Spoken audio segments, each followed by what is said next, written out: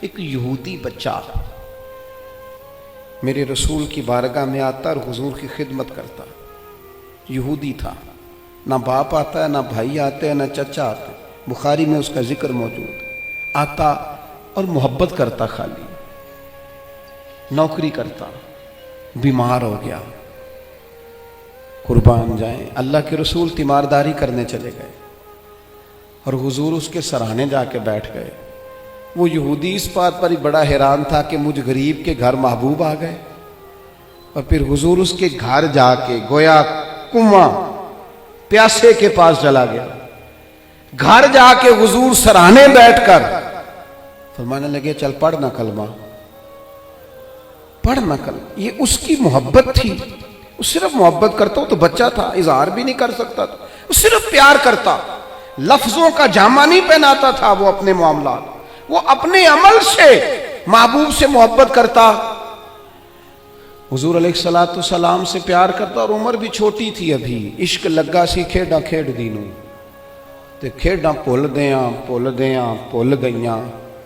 کجل پایا سی یار دے ویکھنے نوں، پھر وہ دی یاد وچ روندیاں ہی ڈل گئیاں.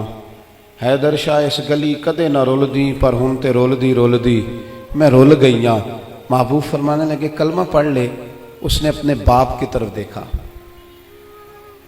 ابا جی کیا کہتے ہیں؟ تو والد کہنے لگے پتر جیسے کریم فرماتے ہیں ویسے ہی کر لے. اس نے کلمہ پڑھنا شروع کر دیا اور محبوب وہاں سے اٹھے اور یہ کہتے ہوئے اٹھے کہ شکر ہے اللہ نے اسے دوزخ سے نجات عطا فرما دی. جہنم سے بچ گیا. کس بنیاد پر بچ گیا؟ کون سی چیز حضور کو اس کے گھر لے گئی؟ وہ اس کی محبت ہے نا نبی پاک سے، وہ اس کا پیار ہے نا حضور کے ساتھ، وہ وارفتگی، وہ شوق، وہ درد. 2-4 دن کے بعد ایک صحابی نے حضور کی زیارت کی.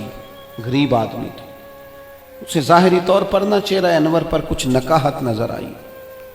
عرض کرنے لگے حضور میرے ماں باپ قربان، میں چہرے پر کچھ کمزوری ظاہری طور پہ دیکھ رہا ہوں. تو حضور فرمانے لگے 4-5 دن بیت گئے، سوائے کھجور پانی کے میں نے کچھ کھایا نہیں.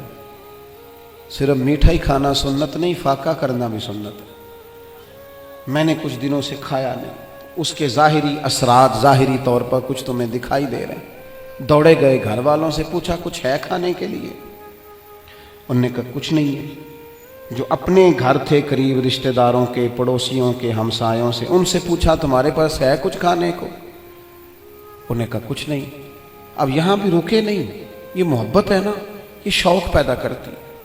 یہ محبت ہے نا، یہ بندے کے اندر جذبات پیدا کرتی. یہ محبت ہے، عدم سے لائی ہے ہستی میں آرزو رسول.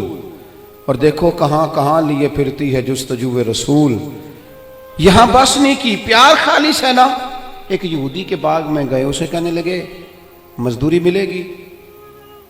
کہنے لگا ہے تو صحیح پر مشکل بڑی ہے. فرمایا کیا مشکل ہے؟ کہنے لگا گرمی سخت ہے، پانی کنویں کا نیچے چلا گیا ہے، وہ نکال کے درختوں کو سیراب کرنا ہے اور کام مشکل ہے، گرمی بڑی سخت ہے، کر لو گے؟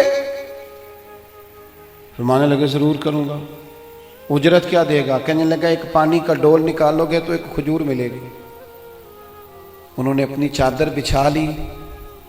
ایک پانی کا ڈول نکالتے، بڑا گہرا پانی تھا، سخت پسینہ آتا، محنت کے بعد ہاتھوں پہ چھالے پڑ گئے. ایک کھجور ایک ڈول پر ملتی، تینوں لب دیاں آپ گواچے تے سانو اپنی خبر نہ کوئی. ساتھوں تے پارے نہیں ککھ گلیاں دے، سانو تے آخ دے لوگ شدائی. ننگ نموس دا ساڑ کے چولا، اساں گل پہنے ہیں تاج گدائی. او سجنا اپنا آپ گوایا ہے، تاں یار نے چاتی پائی.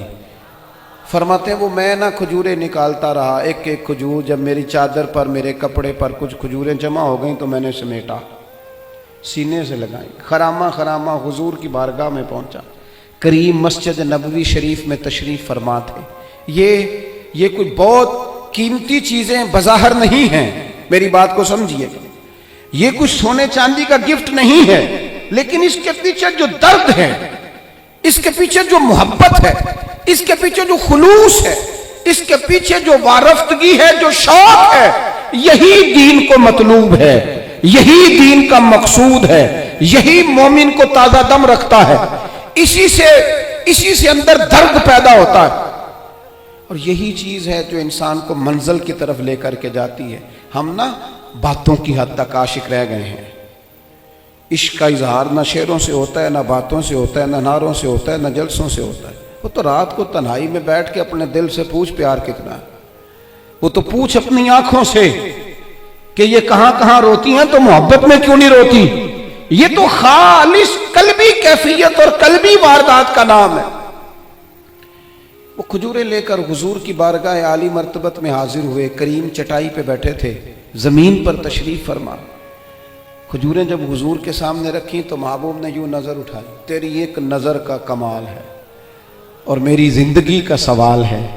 وہ کھجوریں محبوب نے ایک اٹھائی اور کھجور کو پہلے منہ میں رکھا، اور پھر ان کے سارے وجود کو پسینے میں شرابور دیکھا، ہاتھوں کے چھالے دیکھے، تو حضور فرمانے لگے اتنی گرمی میں اتنی محنت، اس موسم میں اتنی مشقت، اتنا بوجھ، فرمایا کس چیز نے تجھے مجبور کیا یہ کام کرنے پر؟ آخر کوئی جذبہ تو پیچھے ہوگا۔ کئی دفعہ بچے روتے ہوتے ہیں، کئی دفعہ ماں باپ بیمار ہوتے ہیں، کئی دفعہ بہنوں کی شادی کرنی ہوتی ہے، کئی بار گھر میں کوئی بیمار ہوتا ہے، کوئی جذبہ ہوتا ہے نا جو بندے کو لے جاتا ہے۔ اور بھائی کس چیز نے مجبور کیا؟ غریب آدمی تھے، سادے بندے تھے، گھٹنے زمین پہ رکھے تو رو پڑے، کہنے لگے یا رسول اللہ کوئی نہیں مجبور کر سکتا، ہمیں تو آپ کی محبت نے مجبور کیا ہے۔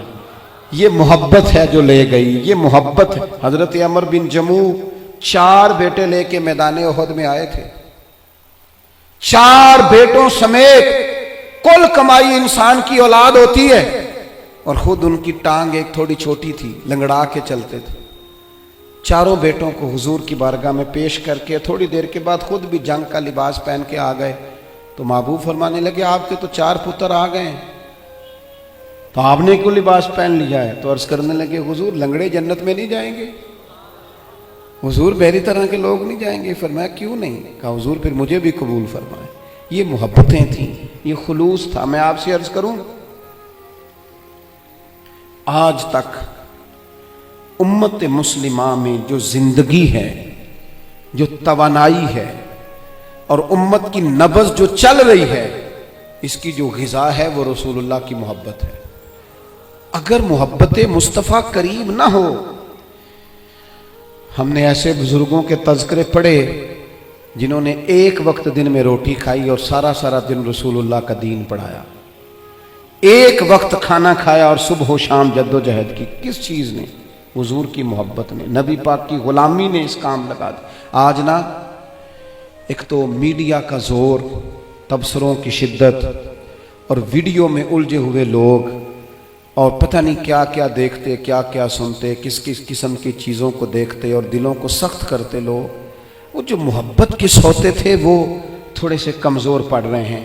ایک تو رات کو نا ہر صورت کچھ درود و سلام پڑھ کے سویا کرو، ہر صورت نا محبوب کی ایک نعت سن کے سویا کرو اپنے دل، اور یہ معاملات تنہائی میں کرو، تنہائی میں اپنے لہجے میں کچھ چیزیں ایسی پیدا کرو۔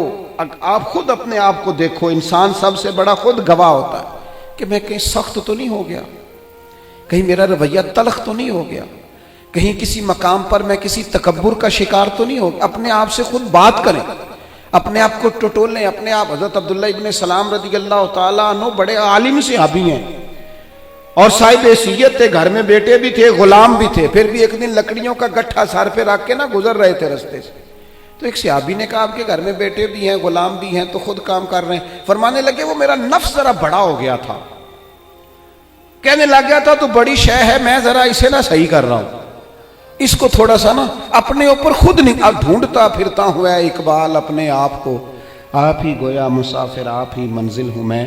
اپنے آپ کو دیکھیں، وارفتگی اور شوق اپنی طبیعت میں پیدا کریں، لہجوں سے ساری نفرتیں بھگا دیں۔ کوئی غلط کراس ہی کر گیا نا پھر کیا ہوا؟ کچھ جملے بعض اوقات بڑے اچھے لکھے ہوتے ہیں گاڑی کے پیچھے بھی۔ ایک جملہ مجھے بڑا ہی پسند ہے، بڑا ہی پسند ہے، اکثر گاڑیوں کے پیچھے لکھا ہوتا ہے تو لنگ جا ساڑی خیر ہے۔ آپ یقین کریں خیر ہے، کچھ بھی نہیں ہوتا، 5 منٹ لیٹ ہو جائیں۔ کوئی غلط کراس کر گیا، 2-4 ہارن دے گیا، تھوڑا تلخ ہو گیا، تو کیا ہے بھلا ہم؟ کوئی کر گیا نا بات تو پھر کیا ہوا؟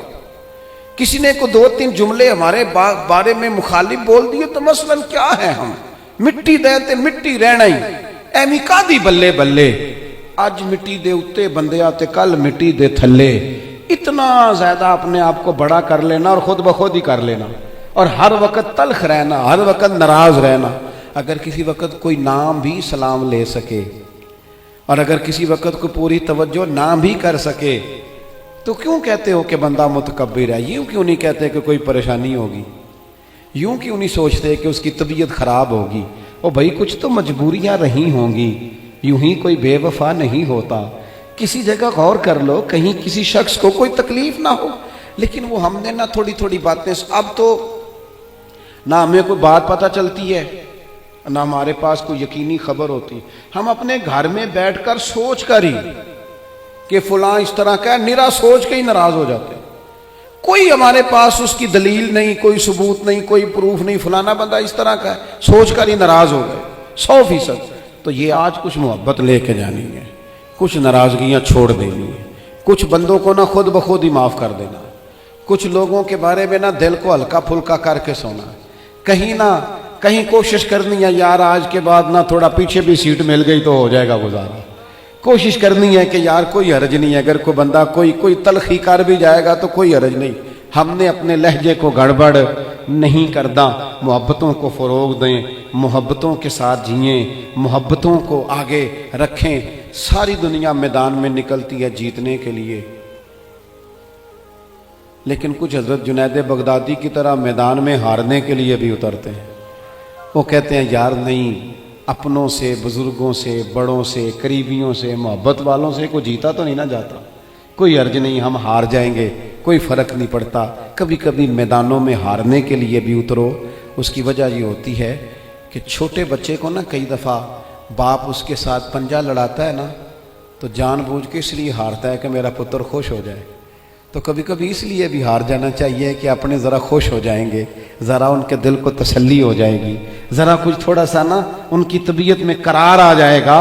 تھوڑا سا محبت کا فروغ کریں، اپنے لہجوں سے نفرتوں کو دور کریں۔ اللہ کی بارگاہ میں دعا کرتا ہوں اللہ تعالیٰ اس حاضری کو قبولیت کا درجہ عطا فرمائے۔